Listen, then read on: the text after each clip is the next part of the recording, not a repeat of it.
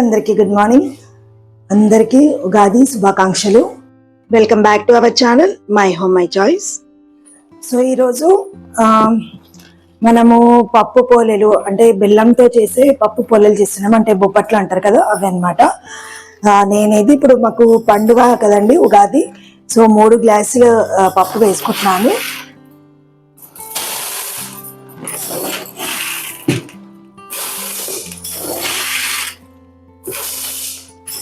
So ఇలా ఏదైనా ఒక గిన్నెలో పెద్ద దాంట్లో 3 గ్లాసుల శనగపప్పు తీసుకొని వేసుకుంటున్నాను అనమాట.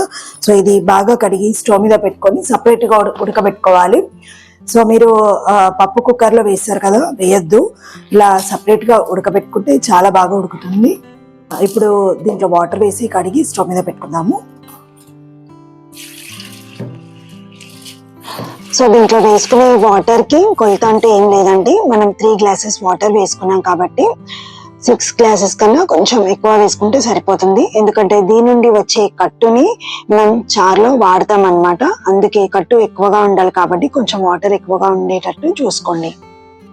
సో ఈ విధంగా వాటర్ వేసుకొని స్టవ్ మీద పెట్టుకొని ఉడికించుకోవాలి. ఒక 20 మినిట్స్లో ఇది ఉడికిపోతుందండి. సో ఇలా సపరేట్గా ఉడకబెట్టుకుంటేనే పప్పు మంచిగా ఉడుకుతుందండి. సో పోలేలు కూడా చాలా బాగా వస్తాయి. సో పోలేలు చేసుకోవడానికి ఈ విధంగా సూపర్ పిండి అంటారు. ఇది మార్కెట్లో షాప్లో కిరాణా షాప్లో దొరుకుతుంది. అంటే మనం పూరీలు చేసుకుంటాం కదా, ఆ పిండి అన్నమాట. సో చాలా మంది దానికి బదులుగా మైదా పిండి వాడతారండి. సో మైదా పిండి అవాయిడ్ చేసి ఈ విధంగా పూరీల పిండి వాడితే బెటర్. సో ఇక్కడ నేను 3 గ్లాసెస్ పప్పు తీసుకున్నాను కాబట్టి ఇక్కడ నేను 3 గ్లాసెస్ ఈ పిండి తీసుకుంటున్నాను. సో కరెక్ట్ గా సరిపోతుంది. సో ఈ పిండిని పోలేలు చేసుకోవడానికి ముందుగానే మొదట్లో నానబెట్టుకోవాలి. సో పిండి ఎంత బాగా నానితే పోలేలు అంత బాగా వస్తాయి. సో దీంట్లో లైట్ గా సాల్ట్ వేసుకొని అండ్ ఆయిల్ వేసుకొని వాటర్ వేసుకొని పల్చగా మెత్తగా ఉండే విధంగా తడుపుకోవాలి. సో మనం చపాతీ పిండి అంటాం కదా, దానికన్నా చాలా మెత్తగా ఉండాలండి.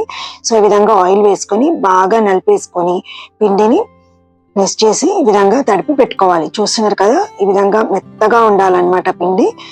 సో ఈ పిండి పైన కాస్త ఆయిల్ వేసి పక్కన తీసి పెట్టుకుందాము. నెక్స్ట్ ఇక్కడ పప్పు కూడా ఉడికిపోతుందండి. సో చూస్తే గనక పప్పుని ఈ విధంగా ప్రెస్ చేసి చూస్తే మనకు ఈ విధంగా కనిపించాలన్నమాట. అంటే లోపలి వరకు కూడా మంచిగా ఉడికిపోవాలి. సో పర్ఫెక్ట్ గా పప్పు ఉడికిపోయింది. సో ఇప్పుడు ఈ పప్పుని ఫిల్టర్ చేసుకోవాలి. సో వాటర్ ని సపరేట్ చేసుకోవాలన్నమాట.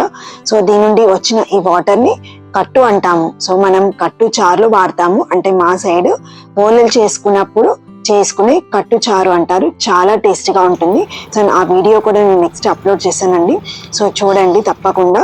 ఇప్పుడైతే ఈ విధంగా ఫిల్టర్ చేసుకున్న పప్పు ఉంది కదా, సో ఇలా వేడిగా ఉన్నప్పుడు దీన్ని గ్రైండర్లోనైనా లేదంటే మిక్సీలోనైనా వేసుకోవాలి.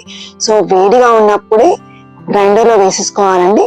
సో మీరు దీనికి చక్కెర లేదంటే బెల్లం మీరు ఏది వాడాలి అనుకుంటే, సో అది 3 గ్లాసుల పప్పు కాబట్టి 3 గ్లాసుల నేను ఇక్కడ బెల్లాన్ని తీసుకుంటున్నాను. సో బెల్లం తురుము అన్నమాట. మీరు ఒకవేళ చక్కెర తీసుకుంటే 3 గ్లాసుల చక్కెర తీసుకోండి.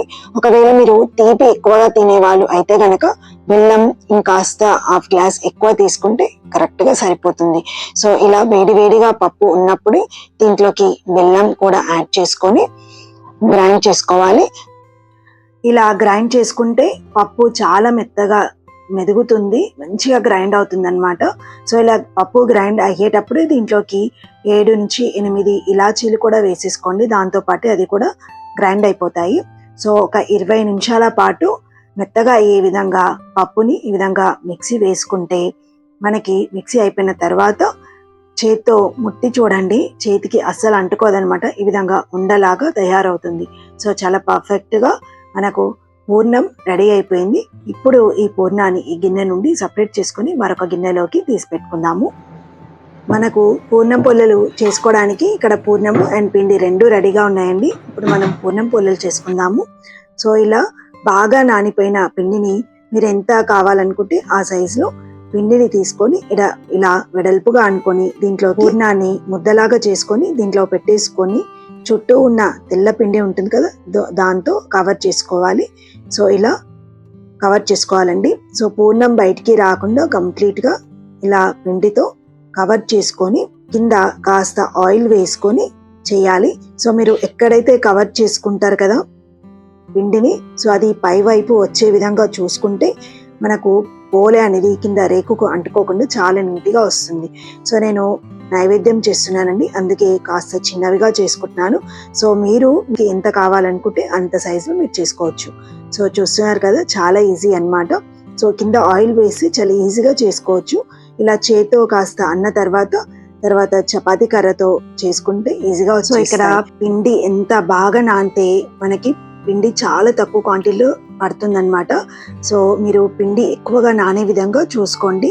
సో తక్కువ పిండితో ఎక్కువ పూర్ణం పెట్టి చేసుకోవచ్చు. నెక్స్ట్ పెంక బాగా వేడైన తర్వాత కాస్త ఆయిల్ వేసుకొని దీనిపైన ఈ విధంగా మనం చేసుకున్న పూర్ణం పోలని వేసుకొని రెండు వైపులా ఈక్వల్ గా కాల్చుకోవాలి. పోలేను కాల్చుకునేటప్పుడు ఒకవైపు కాలిన తర్వాత మరొక వైపు కాల్చుకొని తీసేసేయాలండి. సో ఎక్కువ సార్లు అటు ఇటు మలిపితే పోలే మెత్తగా కాకుండా కొంచెం గట్టిగా వస్తాయి. చూసారు కదా, మేము తినే పోలేలు ఈ విధంగా కాస్త పెద్దవిగా చేసుకున్నాము. నైవేద్యంకి చేయాల్సిన పోలేలు కొంచెం చిన్నవిగా చేసుకున్నాము. సో చూసారు కదండి, ఈ పోలేలు మీకు ఖచ్చితంగా నచ్చాయి అనుకుంటున్నాను. సో తప్పకుండా లైక్ చేయండి అండ్ అందరికీ కూడా షేర్ చేయండి. సో నెక్స్ట్ టైం మరొక మంచి వీడియోతో మళ్ళీ కలుద్దాము. నమస్తే.